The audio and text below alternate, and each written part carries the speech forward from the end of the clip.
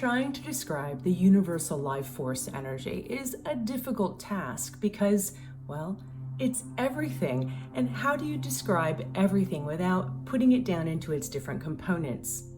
One of the most beautiful and easy ways I've seen it explained is by the glorious Yogananda, a wonderful yogi that lived around the turn of the century. He liked to use the analogy of a movie theater. And back in that time, movie projectors used to be at the back of a room and would project a beam of light onto a screen. And the spectators in the theater underneath the beam of light used to watch the movie on the screen. They would get engrossed into what it was doing. They would feel happy, they'd feel sad, they'd be excited or scared.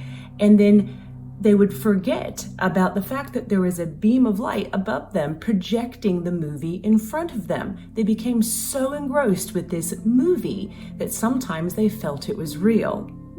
So what Yogananda would say is, you know that you are not the movie. You know that you're just watching it, even though you get entangled into the story, even though you know there's a projector beam above you and a projector behind you playing a film. That is sort of like what he explains this experience of life is like, is that there is this movie that's playing, but what we tend to forget is that we are the projector, that when we go silent and go within, that we can pull our energy back and our focus away from the screen and back into us, we can write the script of the play or the movie that we're going to project forward. This was such a beautifully simple explanation of how we perceive this universal life force energy around us.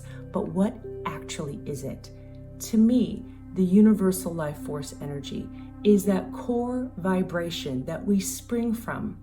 You may have heard people talking about consciousness and sentience, and the empty void around us isn't empty. It's full of potential. It's full of this field of stuff that we can create from. To me, that is our source. That is where we come from. And because it is just pure potential, if we focus within, we go into that inner projector and we drop into our heart, feel those lovely sensations of love, and then we write the script of what we want to see projected in our life.